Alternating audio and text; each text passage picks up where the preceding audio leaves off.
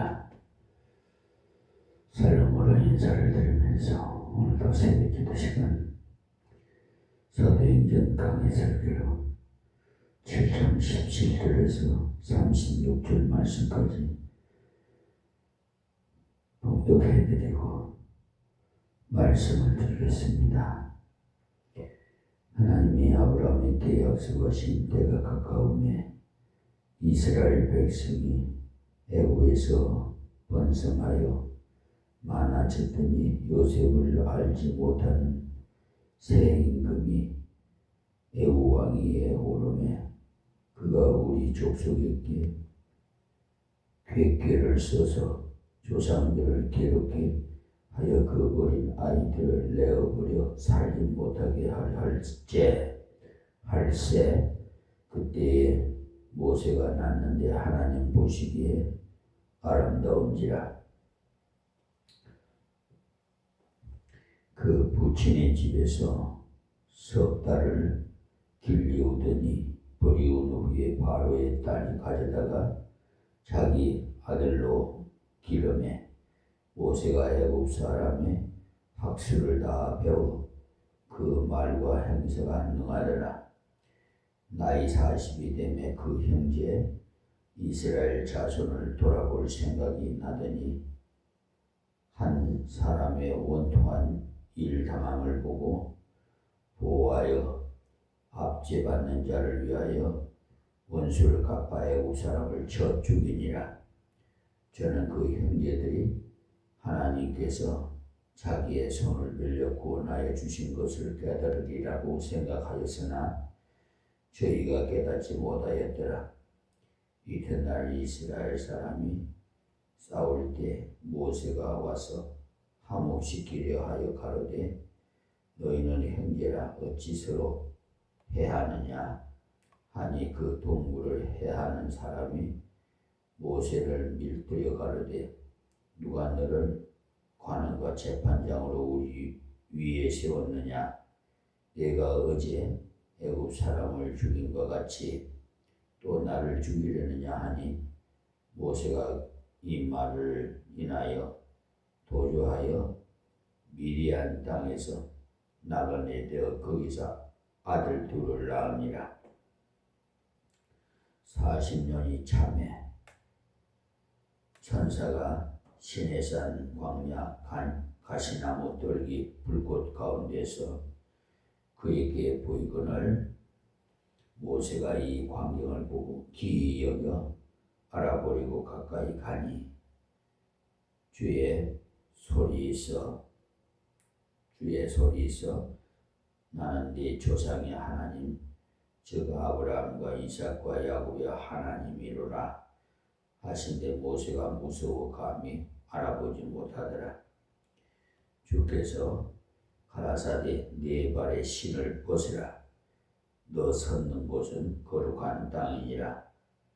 내 백성이 애굽에서 괴로움을 받음을 내가 정령이 보고 그 탄식하는 소리를 듣고 저희를 구원하려고 내려왔노니 시방 내가 너를 애굽으로 보내리라 하시니라. 저희 말이 누가 너를 관원과 재판장으로 세웠느냐 하며 거절하던 그 모세를 하나님을 가시나무 떨기 가운데서 보이던 천사의 손을 의탁하여 관원과 속량하는 자로 보내셨으니 이 사람이 백성을 인도하여 나오게 하고 애굽과 홍해와 광야에서 40년간 기사와 표적을 행하였느니라. 아멘.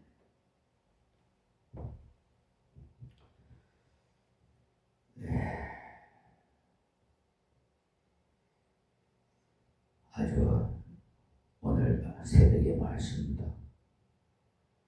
이스라엘의 역사를 한 페이지를 보는 것 같습니다. 사도행전 7장 전체가 스데반의 설교를 하는 말씀인데 스데반이 설교를 하게 된 이유가 6장 14절에 나와 있는데 보시면 그의 말에 이 나사렛 예수가 이곳을 헐고 또 모세가 우리에게 전하여 준 규례를 고치겠다 함을 우리가 들었노라 하거늘 했거든요. 그러니까 스데반을 고소한 이유가 예수라는 자가 성전을 헐라고 했다 하니까 아주 악한 자라는 거예요. 그뿐만 아니라 모세가 준 십계명과 율법을 고치겠다고 했다 해서 고소를 했던 것입니다. 그들은 성전에서 의식을 행하는 그 일을 귀히 여겼고 또 율법을 행해서 구원을 받게 된다고 생각했기 때문입니다. 그러니까 유대인들은 제사의 의식을 중요하게 생각해서 하나님께 제사를 드릴 때는 규례대로 드려야 된다는 것과 성전에서 드려야 옳게 된다고 생각했던 거죠. 그리고 율법을 행함으로 하나님 앞에 서는 줄로 알고 있었어요.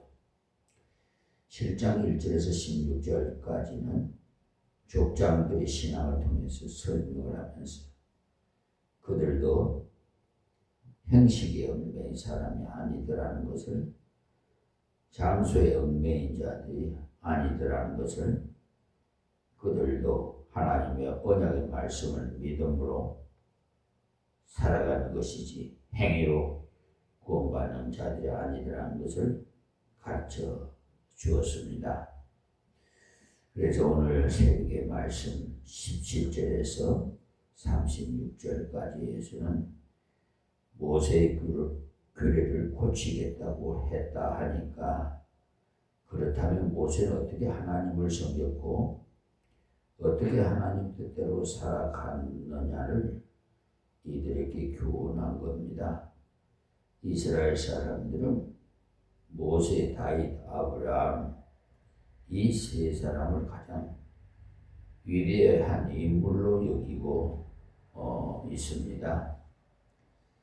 앞에서는 주로 아브라함에 대해서 말씀드렸고 여기서는 모세의 초점이 가 있는데 오늘은 특별히 이 말씀에 의해서 헌신 예배 때 말씀 드리기에 참으로 적합한 교훈이라고 말씀드리고 싶습니다. 그래서 모세에 대해서 배움으로 모세와 같은 자세로 헌신하는 성도가 되시기를 원해서 이 말씀을 전하도록 하였습니다. 그래서 오늘 말씀은 모세를 키운 그 부모와 모세가 하나님의 일한 그 경력, 이 두 가지 방면에서 살펴보도록 하겠는데요. 우리 교회, 한국교회 다 대형 교회들은 다 조직이 돼서 그 남전도 회원이 여전도 회원이 많은 기관이 조직이 되어 있죠. 그 자녀를 양육하는 가운데 있으니까 어떻게 하면은 하나님 쓰시는 인재를 키워서 낼 수 있느냐와 내가 어떻게 하면 하나님의 쓰임받는 인물이 될 수 있느냐에 대해서 살펴보고자 합니다. 자, 17절 본문입니다. 하나님 아브라함에게 약속하신 때가 가까움에 이스라엘 백성이 애굽에서 번성하여 많아졌더니, 그랬어요. 하나님께서 아브라함에게 무슨 약속을 했는지 창세기 15장 13절부터 보시면은 여호와께서 아브라함께 이르시되 너는 정령이 알라 네 자손이 이방의 객이 되어 그들을 섬기겠고 그들은 400년 동안 네 자손을 괴롭게 하려니 그 섬기는 나라를 내가 징치할지니 그 후에 네 자손이 큰 재물을 이끌고 나오리라. 너는 장수하다가 평안히 조상에게로 돌아가 장사될 것이요 내 자손은 시대 만에 4대 만에 이 땅에서 돌아오리니 이는 아모리 족속의 죄악이 아직 관영치 아니함이니라 하시더니라고 말씀하셨어요. 그러니까 하나님께서 아브라함에게 그 약속하신 그때는 사실 아브라함에게 자식이라고는 없었어요. 하나님께서 네 자손이 이방의 객이 되겠고 그곳에서 400년 동안이나 종사를 하겠고 그 후에 큰 재물을 가지고 돌아오겠다 이렇게 약속하셨는데 그 말씀대로 이루어졌던 거죠. 자, 그래서 오늘 말씀 첫마디를 보면 하나님이 아브라함에게 약속하신 때가 가까우매 이렇게 하신 대로 우연히 되어지는 일은 하나도 없다는 말씀입니다. 그러니까 모든 일은 하나님의 계획과 경륜 안에 있다는 사실, 우리가 살아가는 중에 역경도 당하고 괴로움을 당하기도 합니다만 그 일들이 재수없게 무슨 그렇게 온 것이 아님을 아세요. 우리 성도에게는 우연이라고는 없어요. 하나님께서 이 세상을 만드실 때부터 종말까지 모든 것은 하나님의 계획 아래에 있어요. 17절 말씀을 보면 하나님께서 약속하신 그 400년이 다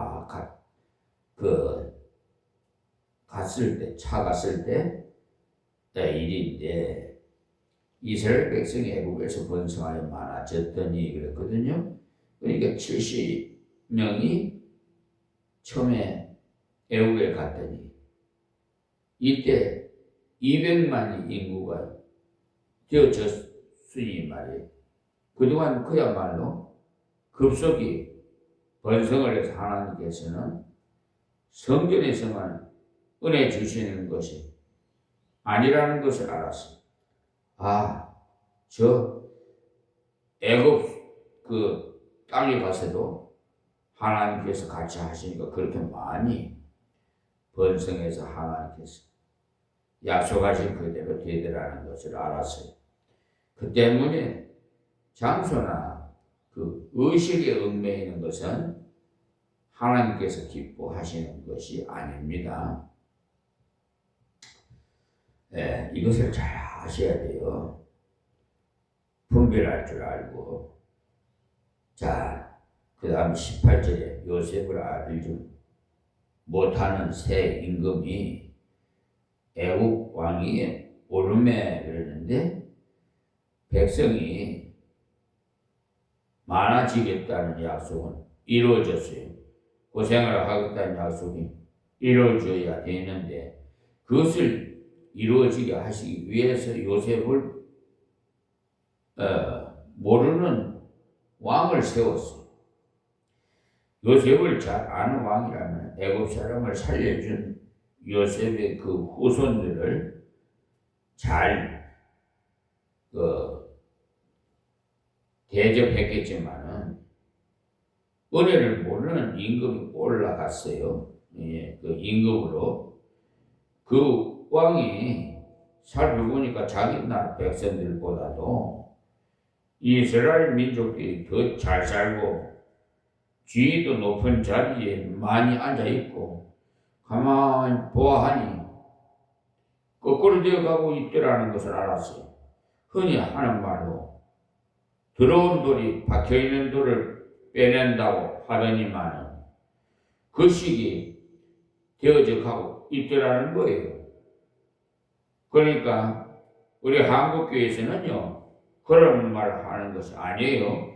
교회에서는 다른 교회에서 이사와서 우리 교회로 오면은 행위로 받아 주어야지 더러운 돌이니까 박혀있는 돌이니 하면 안 됩니다. 땅 위에 있는 교회들은요 하나님의 그 지교회라 이렇게 합니다. 그러니까 전체가 하나님의 교회인데 각 지역에 있다 해가지고 지교회라 합니다. 그러니까 그런 말을 하면 안 돼요. 그런데 세상은 그것을 많이 찾습니다. 그래서 지방색이 어떻고 합니다. 교회는 지방색이 있으면 곤란해요.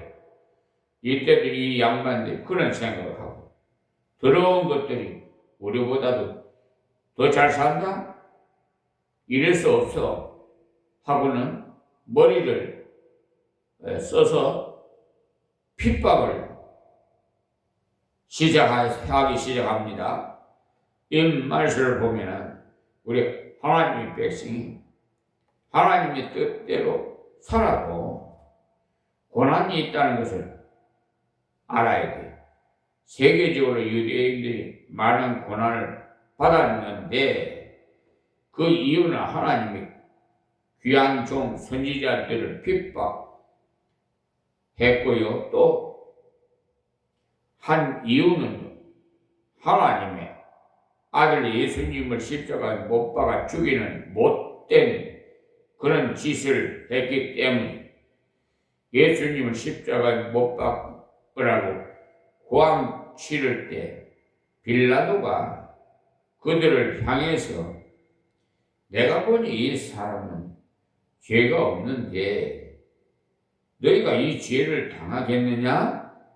이렇게 묻자 얼른 대답하기를 예, 우리와 우리 후손이 당하겠습니다. 이렇게 큰 소리 쳤어요. 그때는 급한 나머지 그렇게 말했지만 그 결과 지금까지 지금 중동에서 전쟁이 일어나고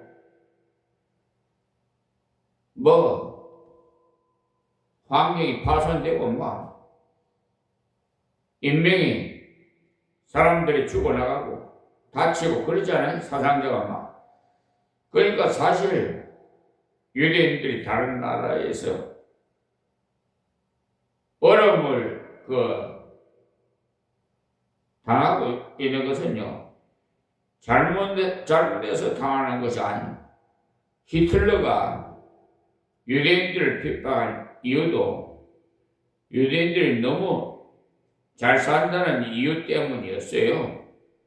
그들은 예수님을 안 믿어도 구약의 율법대로라도 사니까 그 육신적으로 잘 살았어요.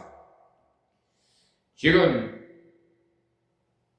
미국의 뉴욕에서 잘 사는 사람은 대부분이 유대인이고 또 하버드 대학 교수의 90%가 유대인이라고 하거든요.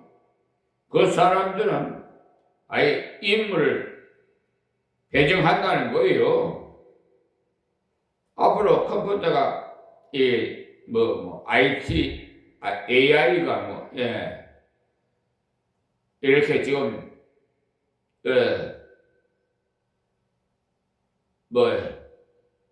아주 그냥 급속도로 발전해가고 있는데요.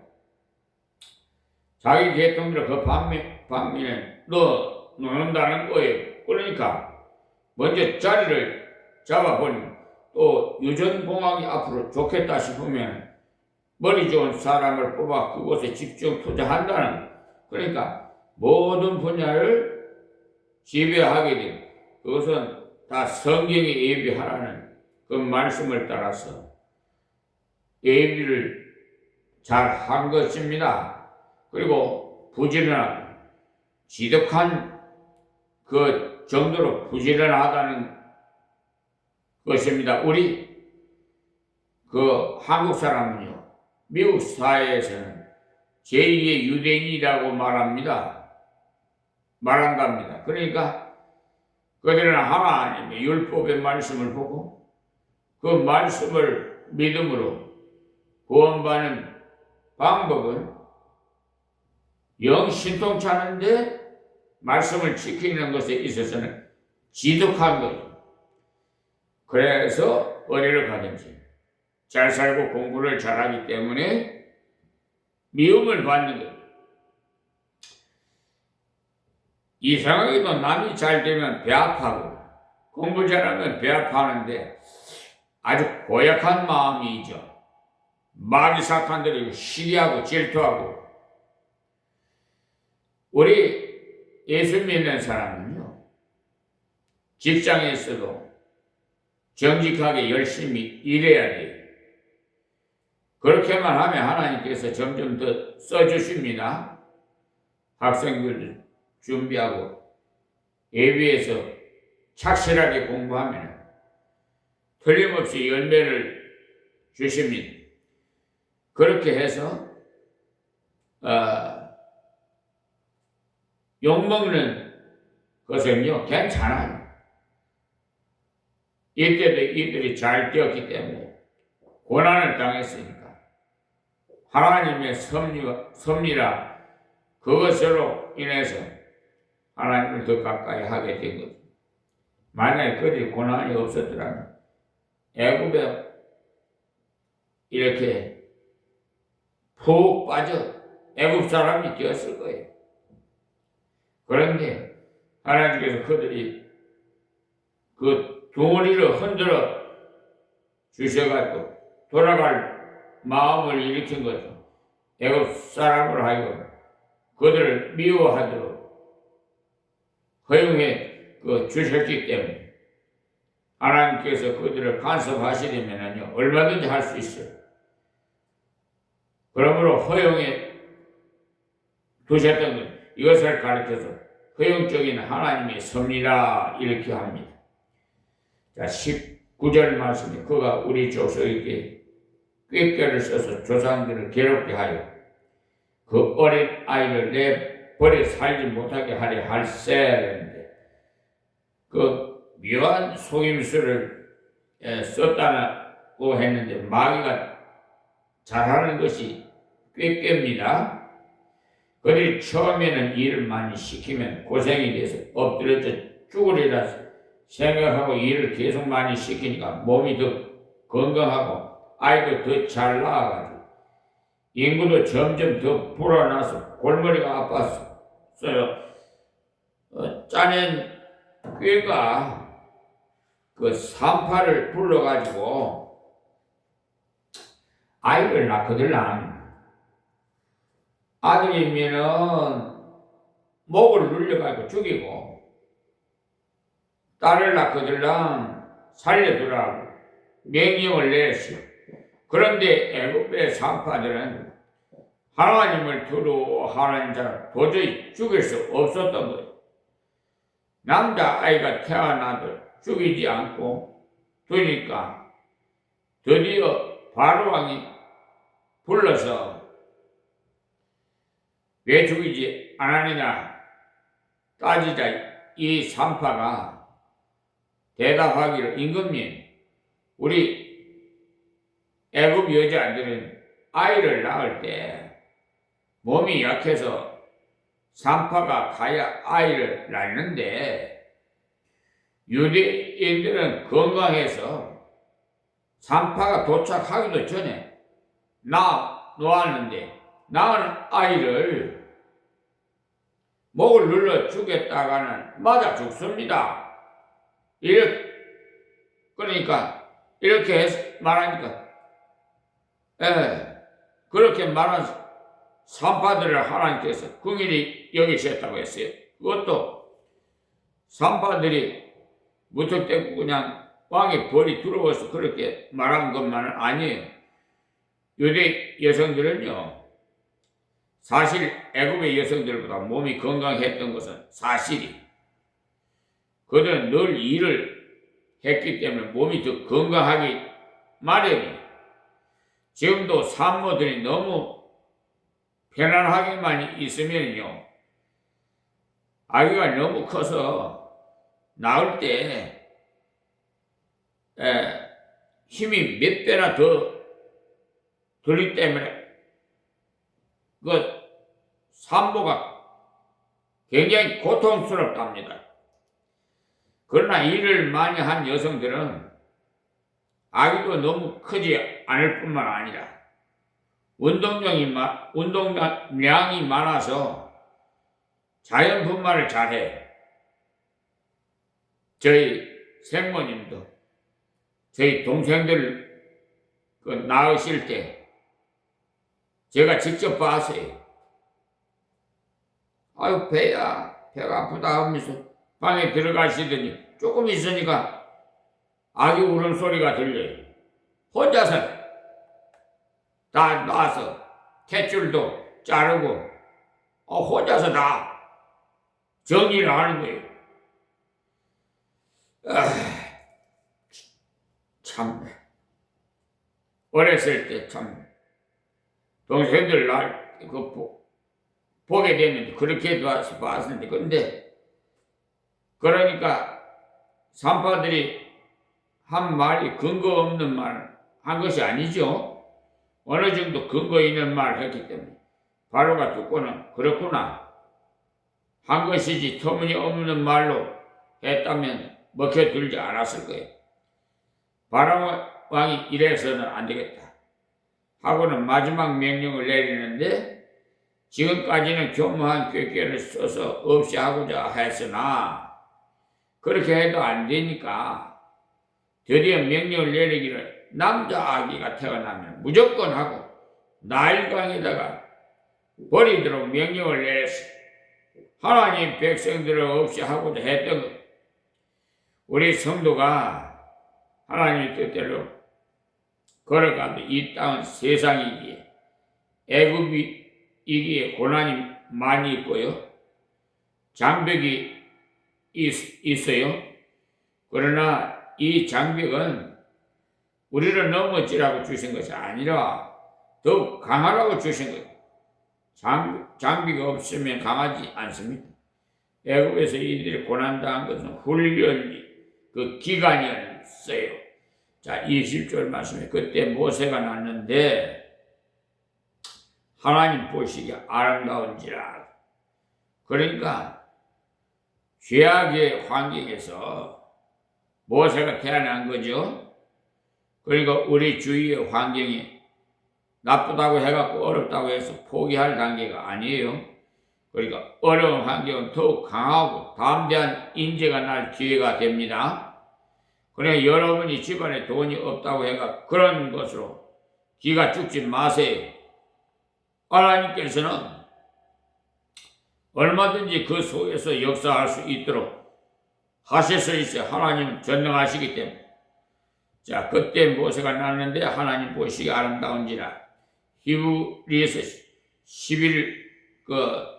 11장이 23절에 보시면 믿음으로 모세가 났을 때 그 부모가 아름다운 아이임을 보고 석 달 동안 숨겨 임금의 명령을 무서워 아니하였으며 라고 기록되어 있어요. 모세, 그러니까 부모님이 그 아기를 들여다보니까 보통 아이가 아니라는 특별한 감동을 받았어요. 그래서 오늘 새벽에 말씀에서 하나님 보시기에 아름다웠다라고 했으니까 모세 어머니 요베겟이 봤을 때도 보통 아이가 아니라는 감동을 받았던 거예요. 그러니까 마음속에 하나님이 쓰실 인물이라는 그 믿음이 생겼던 거예요. 그래서 그 아기를 몰래 키우되 무서워 아니하였다고 했어요. 왜냐하면 하나님께서 반드시 지켜주시리라 믿었기 때문에. 그 모세 어머니 요백에서는요, 그 모세를 젖 먹일 때 그 부근에 이스라엘 지도를 그래 너희 조국이다, 너희 하나님께서 주신 너희 땅이다, 우리 땅이다. 즉 말하면 한국 지도를 그리듯이 모세 어머님 요백것은 그래서 모세는 어머니 젖을 먹으면서 자기 나라 유대 민족이라는 걸 완전히 인식을 받도록 이렇게. 그래서 유대의 어머니는요, 우리 한국 어머니하고 틀려요. 아기를 낳아서 기를 때 제일 먼저 쉐마 하나님 말씀을 가르쳐요. 들으라. 그런데 우리 한국 어머니들은 엄마 아빠 소리 먼저 가르치죠. 그래가지고 아기가 엄마 아빠 하면 그렇게 좋아하고, 그런데 유대인 어머니는 그렇지 않습니다. 그러니까 차원이 달라요. 벌써 우리 성도가 하나님의 뜻대로 살아가면 이 땅은요, 세상 이게 애굽이기 때문에 고난이 많이 있고 그 장벽이 있어요. 그러나 이 장벽은 우리를 넘어지라고 주신 것이 아니고 더 강하라고 주신 거예요.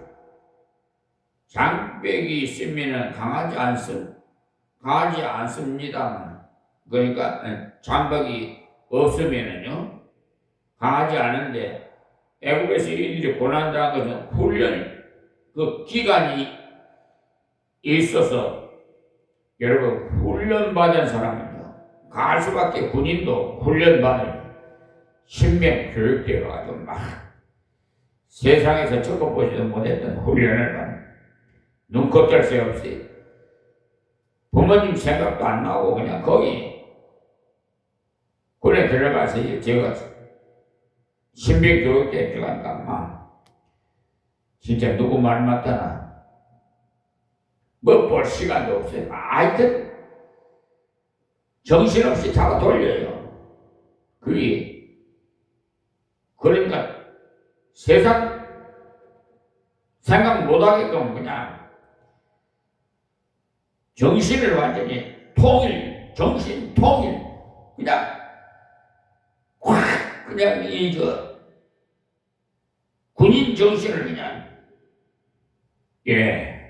주입을 시킵니다, 완전히. 그러니까 여러분이 집안에 돈이 있다고 해서 그런 것을 없다고 해가지고 그런 것을 기가 죽지 마세요. 하나님께서는 얼마든지 그 속에서 역사할 수 있어요. 하나님은 전능하시고, 그때 모세가 났는데 하나님 볼시가 아름다운지라 20절 말씀이. 그래서 히브리서 11장 23절에 보시면 믿음으로 모세가 났을 때 그 부모가 아름다운 아이임을 보고 석 달 동안 숨겨 임금의 명령을 무서워 아니하였음이라고.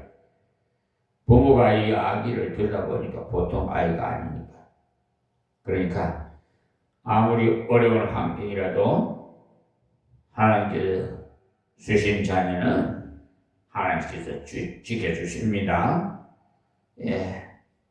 하나님의 섭리를 믿도록 가르쳐주고요. 믿음을 가지도록 가르쳐 주십시오. 어려서부터요.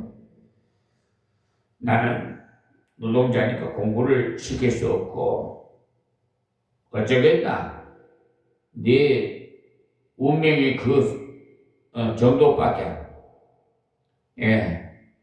정도 환경에서 태어났으니 하고 길을 꺾어 버리는데 모세의 어머니는요 그렇지 않았어요.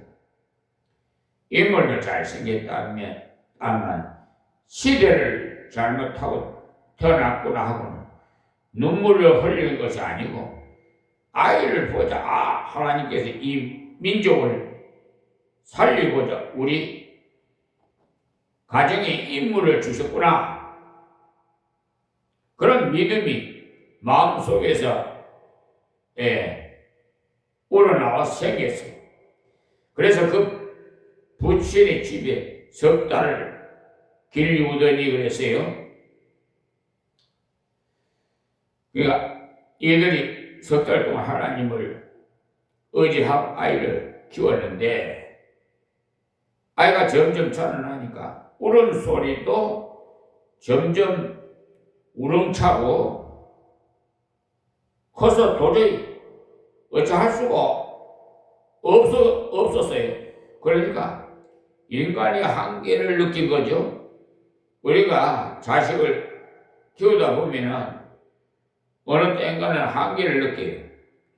초등학교 때만 해도 거의 다 가르쳐 줄 수 있지만 중학교만 들어가도 발음이 어쩌냐 하면서 배우지 않으려고 해요. 그러니까 한계를 느껴요. 부모의 입장에서 어느 정도 키우다 보면 한계를 느껴요. 그때가 하나님께서 맡길 때 그때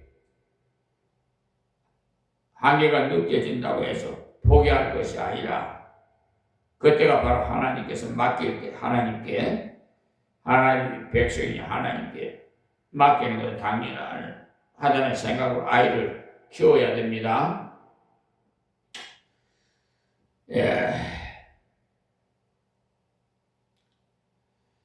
하나님 백성이니까 하나님께 맡기는 것은 당연하지. 생각으로 아이를 키우세요. 그리고 이때 모세의 부모도 그런 생각을 했기 때문에 모세를 그냥 나일강에 버리지 않고 갈대 상자에 그걸 만들어 갖고 아기를 그 속에 넣고는 하나님께서 어떻게 아이에게 행하시는지 살펴보았어요. 애굽에는요 종이를 만드는 갈대가 많아요. 그것으로 종이만 만드는 것이 아니고 배도 만들어요. 그러니까 그 당시 애굽에 갈대가 많아서 그것으로 종이도 만들어 쓰고 또 배도로 만들어서 부렸습니다. 사용했어요. 그래서 특별한 것으로 된 것이 아니고 주변이 많이 있는 그 갈대를 꺾어다가 예쁜 바구니를 만들고는 물이 새어들지 않도록 천년 아스팔트에 역청을 발라서 물이 새어들지 않도록 하고는 그 속에 아기를 넣고 물에 띄우고는 누이 미리암을 시켜가지고 하나님께서는 누군가를 시켜서 이 아이를 건져 주실 것이니까 자세히 살펴보도록 일렀어요. 그러니까 만약에 믿음이 없었다면 아이를 강물에다가 그냥 띄우고는 포기했을 것입니다만은 그들은 하나님의 손길을 믿었기 때문에 미리암을 보내서 살펴보도록 했어요. 그러니까 모세의 누이입니다. 딸을 먼저 낳겠죠. 미리암, 옆에 계시요. 자, 21절에 버리고 후에 바로의 딸이 가져다가 자기 아들로 기름에 여러분, 참 희한하다고 하지 않겠어요?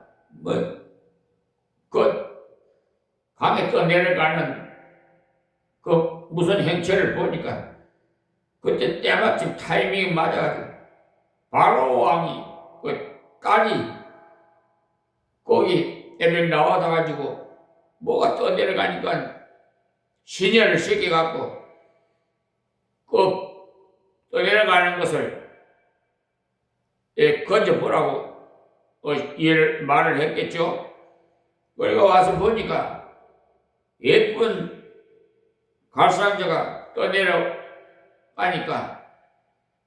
그때 만약에 다른 가정에서도 갈상자를 만들어서 아기를 넣고 버렸다면 온 나일강에 아마 갈상자들이 둥둥 떠다녔을 것이니까 당장 유대인의 아기라는 것을 알고 다른 곳으로 가자고 가버렸을 것입니다.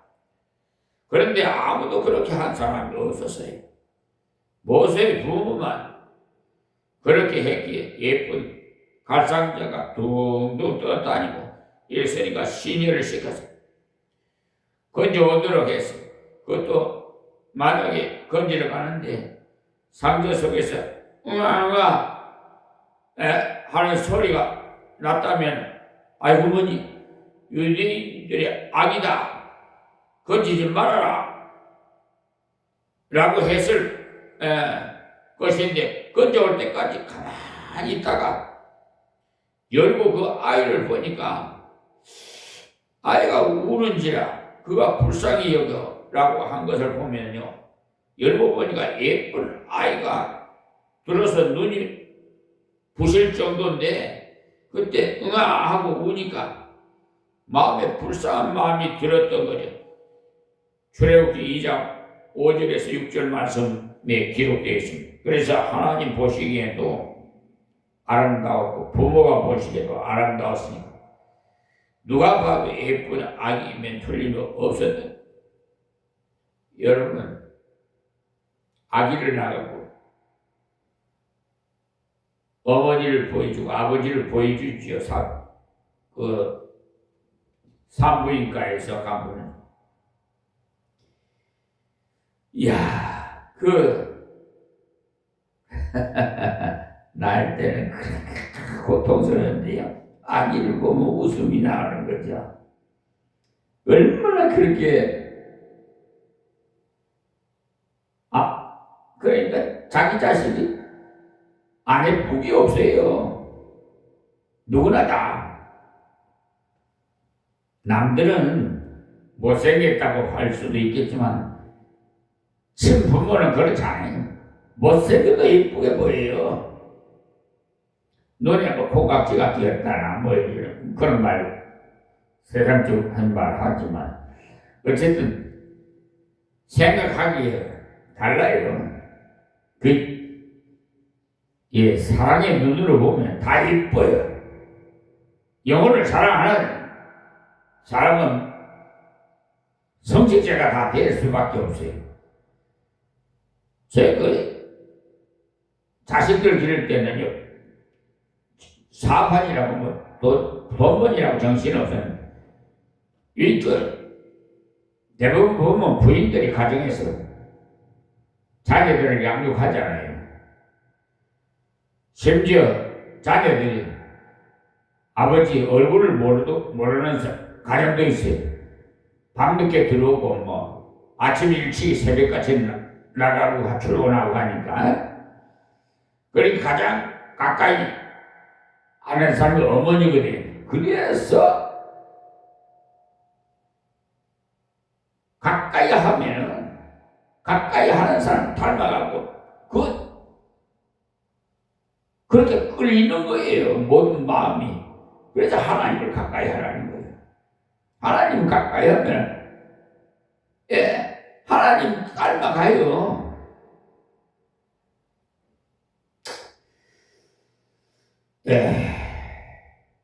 그때 미리암이 얼마나 지혜롭게 말하는지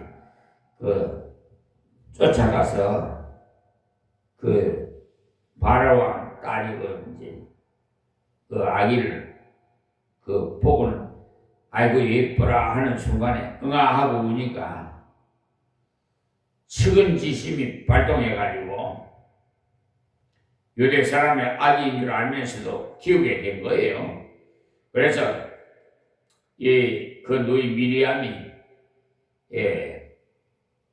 지혜롭게 가가지고 공주님 웬 아기입니까? 아주 알면서도 모른 척하면서 쇼를 한 거죠. 그러니까 내가 물에서 건너내는 아기란다.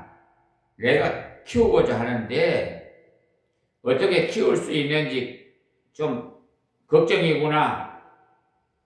공주님 우리 동네에 가면은 젖이 잘 나는 사람이 있는데 이 아기의 유모로 모셔다 드릴까요?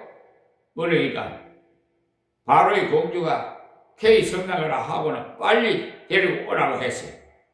그때 모세 어머니 요백에 또 상당히 현수가 여인이 틀림없어요. 바로 이 공주가 정말 잘 난다고 아무에게나 아기를 맡기겠습니까 여러분? 만나보니까 어느 정도의 교양이 갖춰져 있는 여자들을 그래서 되었다 하고는 아기를 맡겨준 거예요. 그러니까 모세 어머니는 자기 아기를 다시 맡아 기르게 된 거죠. 그것은 다 모세의 부모가 믿음으로 하나님께서 어쨌든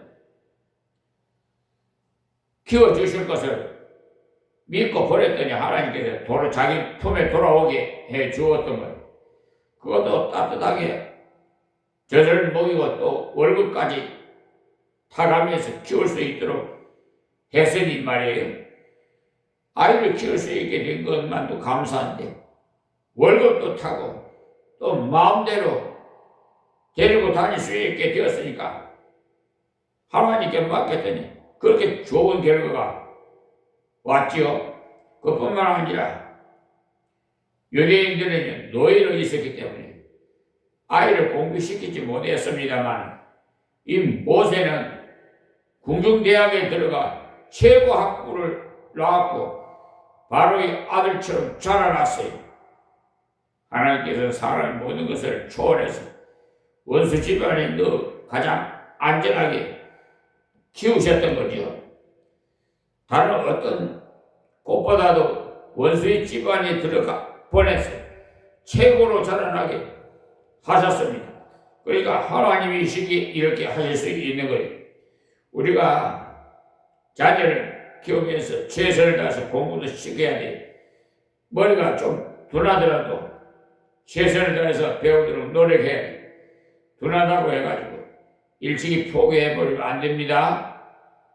모세는 그 어려운 환경이 태어났지만 하나님께 맡겼더니 최고의 학교인 궁중대학을 나오게 되고 거기다가 무술까지 다 배웠어. 그러니까 고루고루 다 갖춘 사람이 되게 하셨어요. 무술을 얼마나 잘했든지 애굽 사람과 싸우는 유대인을 편들어 주다가 한 대 탁 치니까 그만 애굽 사람이 죽어버렸어. 무술 실력이 대단했음을 알 수가 있어. 자, 22절에 모세가 애굽 사람의 학술을 다 배워 그 말과의 행사가 능하더라. 말뿐만 아니라 말을 실천하는 능력까지도 있었으니 지도자로서의 그 조건이 다 갖춰진 것이지요. 학술에다가 무술에다가 체력에다가 다 갖추었던 거예요. 하나님께서 제목을 쓰실 때 세상에서 쓸모없는 자만 쓰시는 것이 아닙니다. 들어는 샘플 케이스로 쓸모없는 사람을 들어서 쓰십니다만 세상에서 잘 갖춰진 자를 잘 써요. 아모스 같은 사람이 농촌에 있는 사람을 불러 쓰셨잖아요. 이사야 같은 사람은 궁중을 출입한 왕족이었습니다. 하나님께서 그 쓰시는 분야가 다르기 때문에 가장 정상적으로 하나님이 일을 하려면 역시 애국 학습을 공부해야 돼. 세상의 학문을 깊이 있게 공부해야 돼. 깊이 공부하고는 세상의 학문을 의지하지 않고 하나님을 의지하는 믿음이 있어야 됩니다. 모세는 자기 개발하는데 40년의 세월이 걸릴 정도로 여러 가지를 공부했어요. 모세가 나중에 하나님께서 부르셨을 때 입이 둔해서 못한다고 한 것은 정말 말을 할 줄 몰라서 한 것이 아닙니다. 자기 말재주로 해봤자 안 되는 것을 미리 알았어요. 40세 때 말 전할 그때 해보니까 안 되는데 80이 된 사람이 어떻게 하겠느냐는 그 말이지. 말주변이 정말 없어서 한 말이 아니에요. 어떤 사람은 젖을 같은 것을 믿고는 여백개씩 젖을 다 먹이고 궁중으로 보낼 때 유대인이라는 말을 못하도록 숯불로 혀가 곧도록 만들었기 때문에 말이 신통찮았다고 하는데 순 거짓말이에요. 예, 조금 전에 말씀드린 대로 말과 행동이요. 예, 능했어요. 능했는데도 자기가 깨어지고 나니까 자기 말재주로는 사람을 감동시킬 수 없다는 것을 알았기에 말이 둔하다고 한 것입니다. 정말 말이 둔해서 그런 거 아닙니다. 자, 23절. 나이 40이 되면 그 형제 이스라엘 자손을 돌아볼 생각이 나더니 이제 성년이 되어 보니까 독립운동을 해야 되겠다 생각이 들었던 거죠. 도탄에 빠져있는 자기 민족을 돌아볼 생각이 난 것을 당연한 것이고 귀한 마음입니다. 우리 학생들이나 청년들이 학문을 배우고 돈을 벌어서는 주의 나라를 위해서 어떻게 효과적으로 일할까 하는 야망을 가져야 돼요.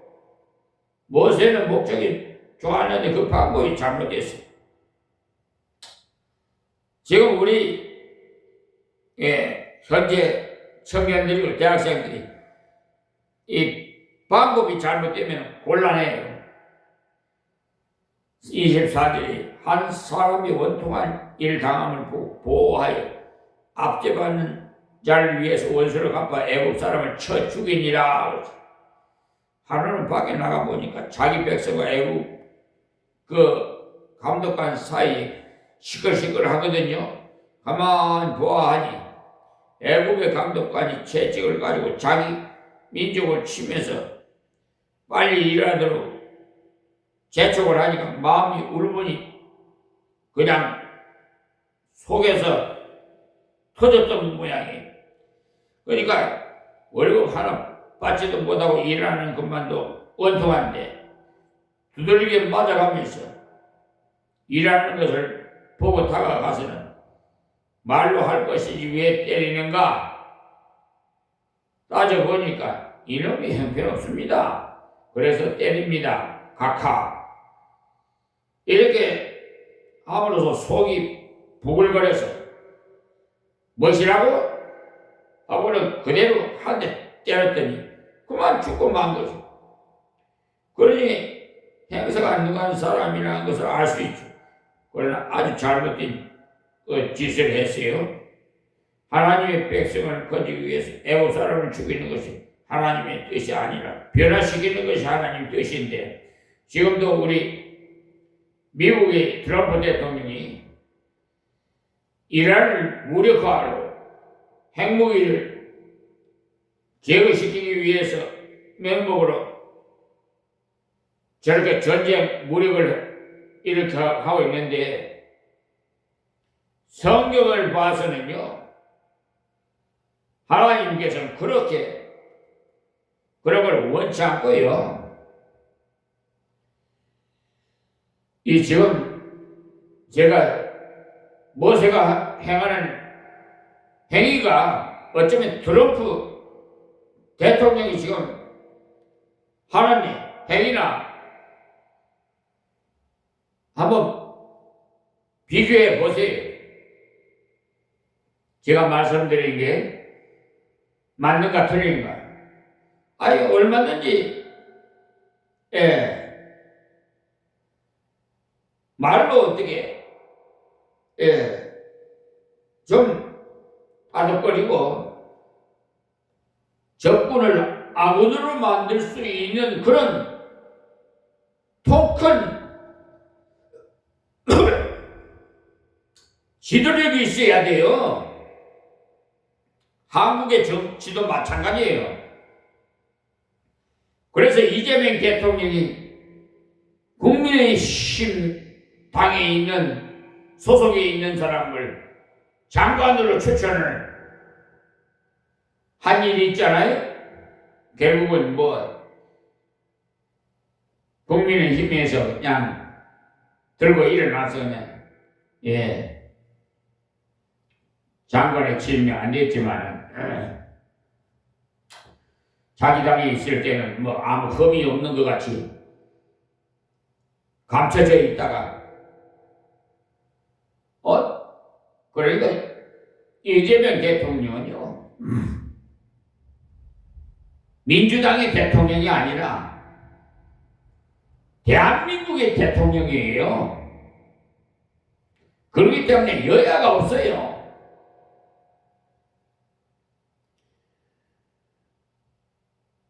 내가 이재명 대통령을 투표하지 않았다고 해도 이재명 대통령은 그분을 사랑하고 똑같이 대우합니다.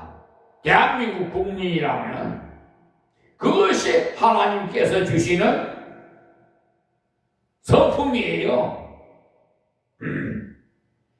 그래서 여호와 일에 준비하신 대통령이다. 제가 수차례 말씀드렸어요. 그렇게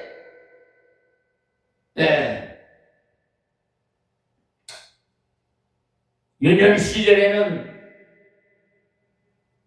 그 가정이 어려워서 공부도 못하고 공장에 가서 일하느라고 팔을 다쳐가지고 장애가 여러분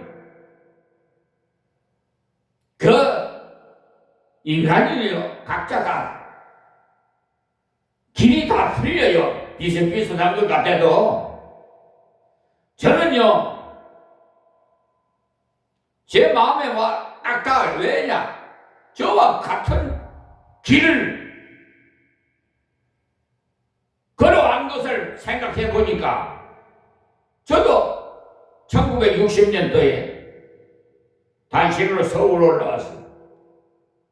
그게 1960년 딱 그 60년도에 서울역에 단신으로 와서 택시기사 잽싸게 택시기사한테 와서 서울 복판에다가 좀 내려달라고.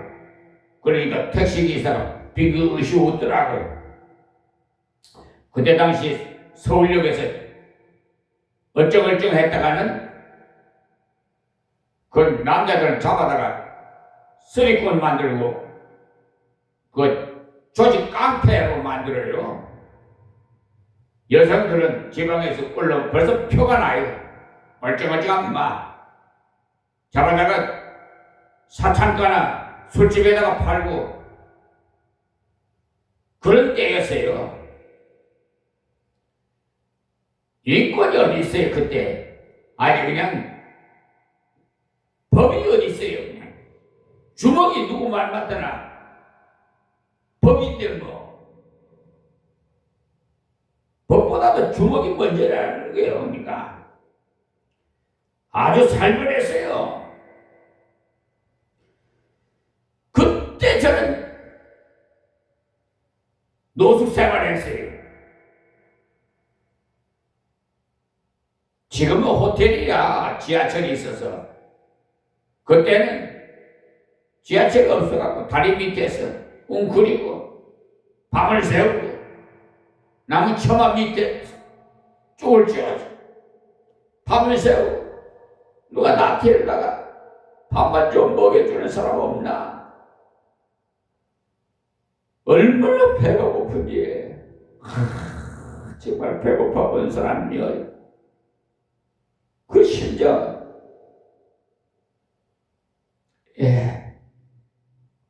이만한 말씀 드리랍니다.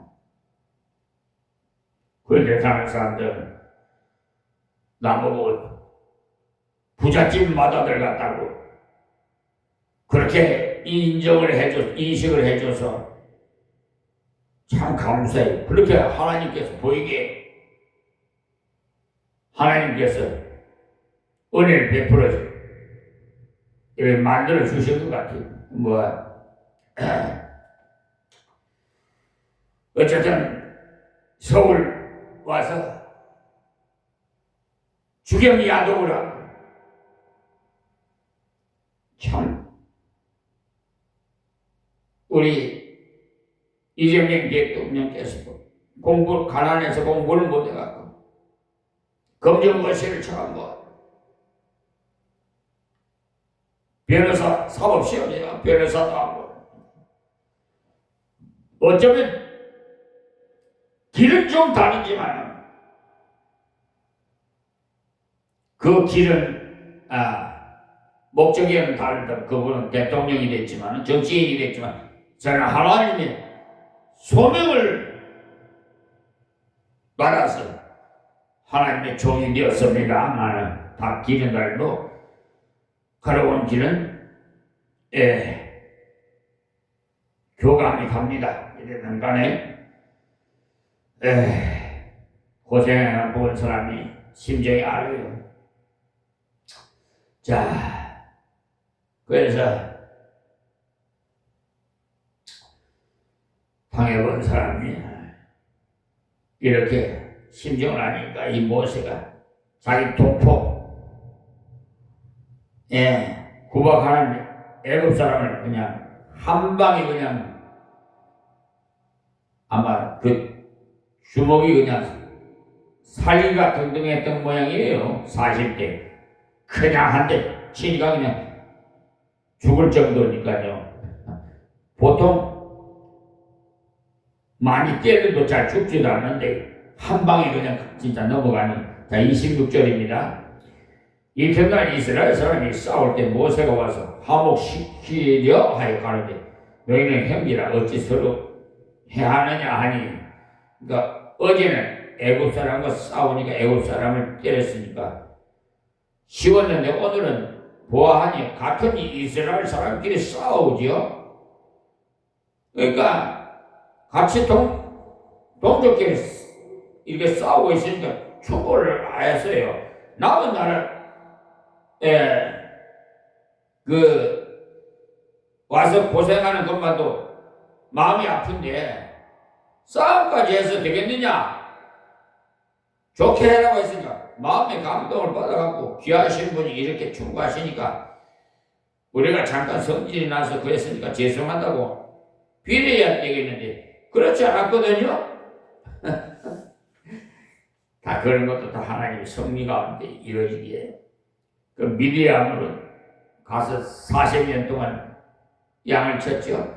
자, 27절에 그 동물을 해하는 사람이 모세를 밀터러 가는데 누가 너를 관원과 재판장으로 우리 위에 세웠느냐? 잘못한 사람이 더 화를 내. 뭐 한 사람, 뭐 끼는 사람이 뭐 한다고 그러죠. 당신이 먼저 언제 우리 재판까지 되었느냐? 어제는 애국 사람을 죽이더니 오늘은 나를 죽이려고 그러는가 하고는 달려들었거든. 그러니까 모세가 죽이는 일을 쉽게 했는데 평화하게 하는 것은 되지 않더라는 것. 죄 짓는 일을 쉽게 하는데 건지는 일을 하나님께서 은혜 주시지 않으시면 못합니다. 우리가 하나님 일할 때도 남을 실족해 하는 것은 나도 모르는 사이에 쉽지만 남을 건지는 일은요, 내 힘으로는 할 수가 없어요. 하나님께서 성령을 감동해 주시지 않으면 감당할 수 없습니다. 모세가 그것을 깨닫고 그 길로 도망을 가요. 자, 28절에요. 네가 어제 애굽 사람을 죽인 것 같이 또 나를 죽이려느냐 하니 그 모세의 도움을 오히려 해로 여겼던 거죠. 29절 모세가 이 말을 인하여 도주하여 미디안 땅에 나그네 뛰어 거기서 아들 둘을 낳으니라. 그러니까 그 길로 멀리 미디안까지 도망갔어요. 섬기는 것은 배운 거죠. 그러니까 섬기는 거. 예수님이 섬기러 왔지 섬김 받으러 이 땅에 오시지 않았다고 말씀하셨잖아요. 그러니까 도망가기 전까지는 계속 지도한 것을 배웠습니다만 도망가서는 섬기를 계속 실천했어요.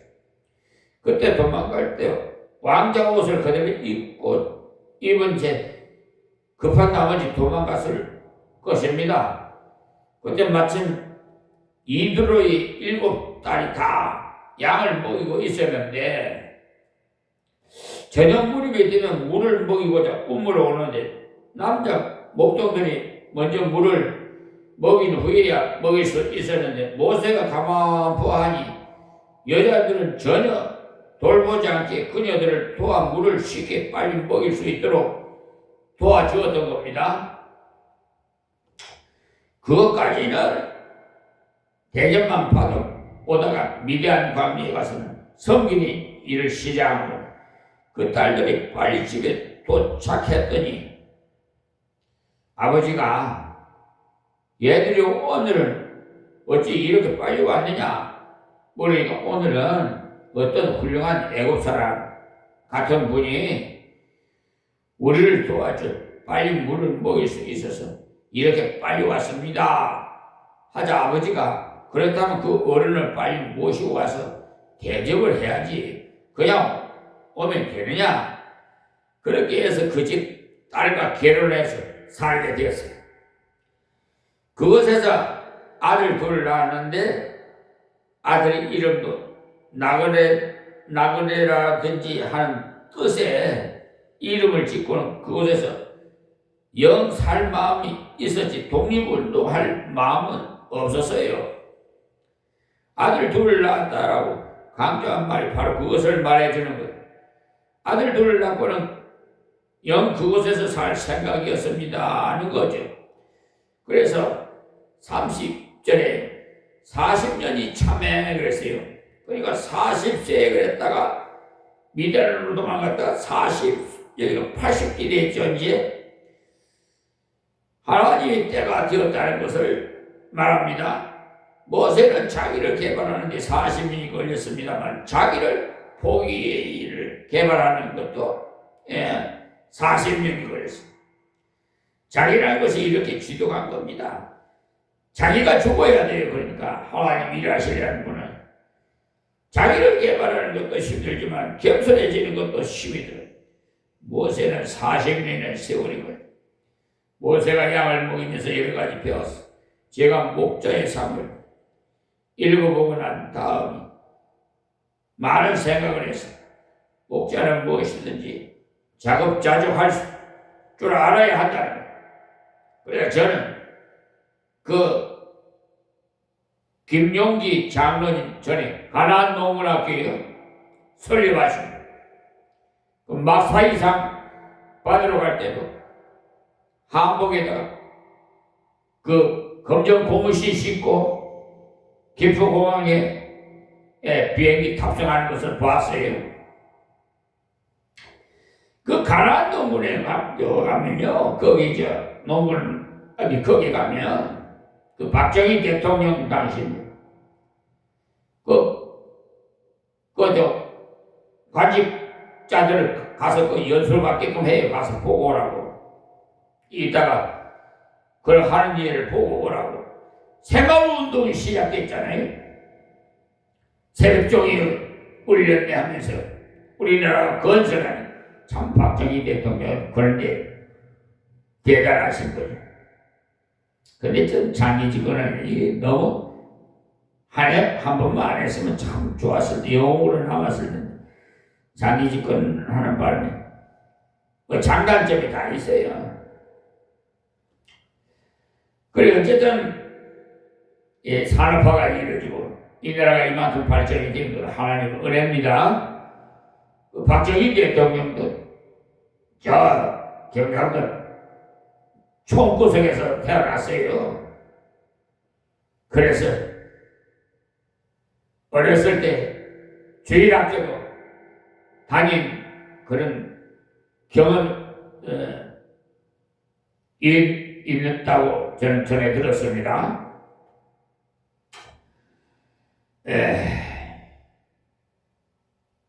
그러니까 모세가 장인의 집에서 목자로 있으면서 무엇이든지 닥치는 대로 다 하면서 살았던 건지 그렇게 살고 있을 때 때가 찼다고 했는데 모세의 교만도 꺾어졌으니까 이제 하나님 말씀을 순종해서 하나님이 일할 때가 되었던 거죠. 그래서요 하나님께서 저에게도 저를 죽이려 그 육을 죽이기 위해서 성깔, 자아와 그 고집 이런 걸 죽이기 위해서 장기 금식 40일을 시킨 거예요. 53세에. 와 정말 그 장기 금식 시키기 뭐 다른 뜻이 아니에요. 하나님이 쓰시려고 육적인 것을 싹 뽑아내서 다시 거듭나기 위해서 하나님의 성품 예수님 제자가 되게끔 섬기는 자로 훈련시킨 거예요. 그래서 하나님 일을 하나님 말씀대로 해야 되는 것이지 자기 생각대로 해서는 안 돼요. 그래서 내가 죽어야 우리 예수님이 나를 쓰십니다. 그래서 자기의 고집을 다 꺾을 끝에 부르셨어요. 하나님이 쓰시는 사람은요 자기를 개발할 줄 아는 사람 또 자기를 포기할 줄 아는 사람이에요. 천사가 시내산 광야 가시나무 떨리 불꽃 가운데서 그에게 보이거늘 위해서 하루는 모세가 양을 몰고 가는데 가시나무 떨리에서 불이 타고 있었어요. 그래서 이상하다 하고 가까이 가보았는데 불은 타고 있는데 나무는 타지 않고 있어요. 너무나 이상해서 가까이 가본 거죠. 많은 주경학자들이 그 가시나무는 비유적으로 이스라엘이라는 것입니다. 이스라엘이 애굽에서 많은 고난을 당했지만 결코 없어지지 않더라는 사실. 그 고난 가운데도 하나님께서 불꽃 같은 눈으로 이스라엘을 지키셨던 거예요. 31절에 모세가 이 광경을 보고 기이 알아보려고 가까이 가니 주의 소리가 있어. 자 32절에 나는 네 조상의 하나님 즉 아브라함과 이삭과 야곱의 하나님이로다 하시는데 모세가 무서워 가하며 알아보지 못하더라. 하나님께서 모세에게 하신 이 말씀이 바로 부활에 관한 증명의 말씀이라고 예수님께서 말씀하신 말씀이에요. 마태복음 22장 31절에서 33절에 말씀하셨어요. 기록되어 있으니 우리가 그냥 읽으면 아브라함의 하나님 하고 읽어지지만 히브리어로 된 말씀에서는 현재 아브라함의 하나님, 현재 이삭의 하나님, 현재 야곱의 하나님 하고 밝게 알 수 있도록 기록되어 있어요. 그때 아브라함은 죽고 없는데 현재 아브라함의 하나님이라고 한 것은 현재 아브라함이 하나님 앞에 살고 있음을 말하는 그의 육체는 죽었지만 그의 영혼은 하나님 앞에 가 있고 앞으로 그 육체도 예수님께서 다시 재림하실 때 살아날 것을 표하기 위해서 하나님께서 그렇게 표현하신 겁니다. 그래서 하나님의 그 말씀을 들은 모세는 무서워서 벌벌 떨었어요. 자, 그 다음에 33절이에요. 주께서 가라사대 네 발에 실을 벗으라. 너 서는 곳은 거룩한 땅이니라. 그러니까 모세를 향해서 실을 벗으라고 하셨는데 그 신이라는 것은 지금까지 걸어온 자치를 말하는 겁니다. 지금까지 걸어온 자치, 그러니까 지금까지 닦아온 것들을, 노력해온 것들을, 그 모든 것들을 벗어버리고 하나님 앞에서 벌거벗은 모습으로 그대로 서라는 거예요. 그래야 하나님께서 쓰셔져 있기 때문에. 그러므로 하나님의 일을 하나님께서 하라고 하시는 대로 할 것이지 옛날에 경험이 어쩌고 하면 안 돼요. 옛날에 내가 어떻게 잘한 어쩌고 저쩌고 하는 사람은 안 돼요. 하나님 앞에서는 알겠습니다, 믿겠습니다, 이것밖에 없어야 되는 것이지 이유를 달면 안 돼요. 그리고 좋은 신을 신지 않습니다. 그러니까 너는 하나님이 좋으니 절대 순종의 자세를 취하라는 거예요. 자세를 말해요. 자, 34절, 내 백성이 애국에서 괴로움을 받음을 내가 정령히 보고 그 탄식하는 소리를 듣고 저희를 구원하려고 내려왔노니 시방 내가 늘 애국으로 보내리라 하시니라. 모세에게 애국으로 가서 하나님의 백성을 데리고 나오라고 말씀하셨는데, 만약에 그때까지 모세가 자기 민족을 구원하고자 애를 쓰면서 하나님 앞에서 기도하고 있었다면 당장 하나님 알겠습니다 하고 갔을 겁니다. 그런데 모세는 하나님의 그 말씀을 듣고는 보낼 만한 자를 보내소서 하고는 가지 못하겠다고 했어요. 자, 35절에 저희 만일 누가 너희를 관원과 재판장으로 세웠느냐 하며 거절하던 그 모세를 하나님은 가시나무 들기 가운데 보내던 천사의 손을 의탁하여 관원과 속령하는 자로 보내셨으니 모세가 가지 못하겠노라고 계속 뺑소니 치다가 하나님께서 책망하심으로 결국 간 것입니다. 모세가 입이 둔하다는 말은 가지 못하겠노라고 했을 때 하나님께서 누가 길을 만들었으며 누가 해를 만들었느냐 책망하시면서 가라고 하시죠. 그러나 모세로서는 여러 가지 핑계하는 말을 할 수가 있었어요. 왜냐? 40세에 펄펄한 때도 이스라엘 백성들이 모세의 그 충고하는 말을 듣지 않았는데 다 늙은 80세 노인이 가자고 하면 따라가겠느냐는 거죠. 도저히 그들을 감동시킬 수가 없다는. 그러나 하나님께서는 80세 된 모세를 관은 즉 영도자로 삼으시고 속량자로 즉 애굽에서 하나님 백성을 건져내는 믿음의 사람이 되도록 하셨던 겁니다. 그러니까 하나님의 쓰임을 받는 사람은 자기를 바라보지 말고 하나님을 바라보는 사람이어야 한다는 것을 아십시오. 자기를 바라보기만 했다면 결국은 쓰임 받지 못합니다. 그러나 하나님의 책망의 말씀을 듣고는 하나님 말씀 따라 걸어가고자 순종했더니 하나님께서 관원과 속량자로 삼으셨던 겁니다. 자, 36절입니다. 이 사람 백성을 인도에 나오게 하고 애국과 홍해와 광야에서 40년간 기사와 표적을 행하였느니라. 자, 하나님 말씀을 순종해서 갔더니 그 고집센 바로를 책망해서 이스라엘 애국에서 나오게 하셨을 뿐만 아니라 애국에서 열장을, 홍해에서는 홍해를 가르는 능력을, 광야에서는 구름기둥과 불기둥을 통해서 은혜를 주셨고 만나와 메추라기를 먹여주신 놀라운 노래를 체험하게 되었던 것입니다. 40년간 기사의 표적을 행하였느니라. 이 말씀, 기사란 주로 환경에 나타난 이적을 말하는 것은 물이 갈라진 것 같은 것이고, 표적을 주로 사람에게 나타나는 이적을 말하는 것. 모세가 하나님의 쓰임에 순종을 하니 큰 능력의 사람이 된 것. 말씀에서 본 대로 우리가 하나님의 쓰임을 받는 인물이 되려면 먼저 자기를 개발해 자기가 할 일을 열심히 해야 돼. 공부도 열심히 하고 돈도 열심히 벌어야 돼. 그래야 하나님께서 쓰실 때 자기의 배운 바, 자기의 가진 바를 포기하면서까지 하나님의 쓰임받는 도구가 되어서 그야말로 하나님께서 쓰시는 귀한 도구가 되어지는 겁니다. 아무것도 없으니 하나님의 일을 하면 밥이라도 먹겠지 하고 일한다면 밥 먹고자 일하는 것인가 불쌍합니다. 그러나 다 할 수 있는데도 하나님의 쓰임에 순종한다면 그야말로 귀한 것. 개발을 많이 하고는 포기할 줄도 알아야 돼.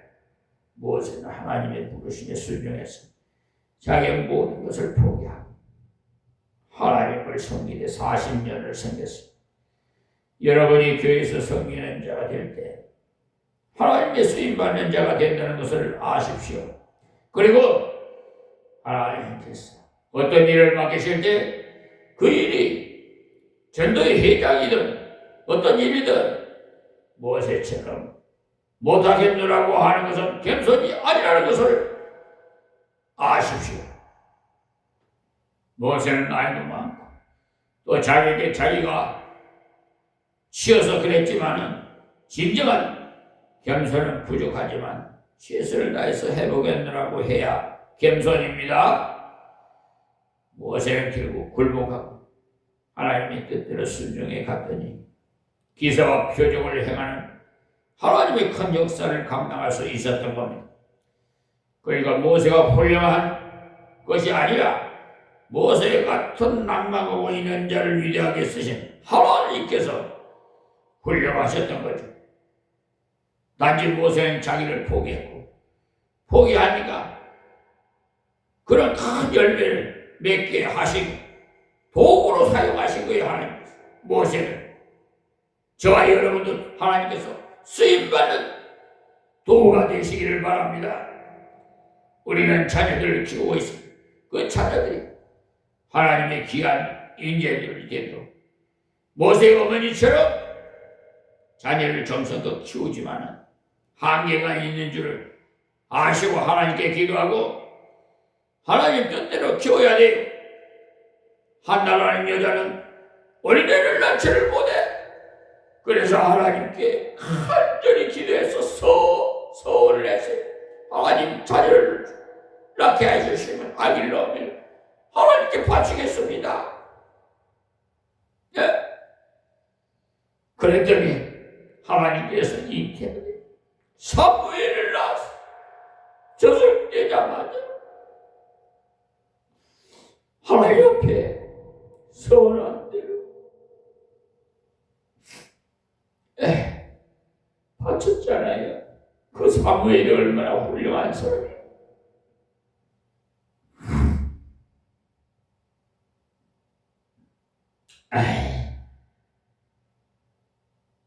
그렇게 키울 때가 되면 하나님께서 쓰시는 인재로 삼아 주실 뿐만 아니라 세상에서도 뒤지지 않은 인재로 삼아 주시. 이 말씀 기억하시고 하나님의 쓰임받는 자신이 될 뿐만 아니라 자녀들을 하나님의 귀한 인재로 키우시는 여러분이 되시기를 바라면서 말씀을 맺습니다. 하나님 고맙고 감사합니다. 이미 말을 중을 보고 삼고 입을 벌린 생명의 말씀을 증거하게 하신 하나님, 이 말씀이 땅에 떨어지지 않도록 저 옥토에 떨어져서 30배, 60배, 100배로 열매 맺게 하여 주셔서 이 온 세상 땅끝까지 이 복음의 씨앗이 열매 맺게 주시사 주여 어서 오시옵소서. 마르나다 주님 어서 오소서. 마지막 심판을 하시옵소서. 예수님의 이름으로 기도합니다. 아멘.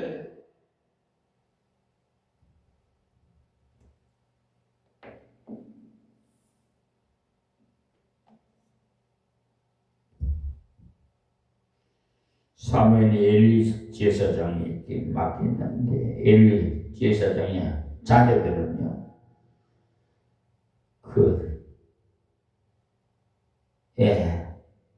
하나님께 바쳐서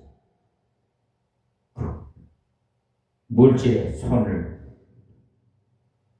그러니까 가마솥에 끓이지는 고기 덩어리를 다 꺼내 먹고 그건 불량스러운 자녀가 됐지만 사무엘은 정말 훌륭한 사람이 되어서 성경에 기록해서 오고 오는 후손 다 이 말씀을 살아서 역사한 줄 믿습니다.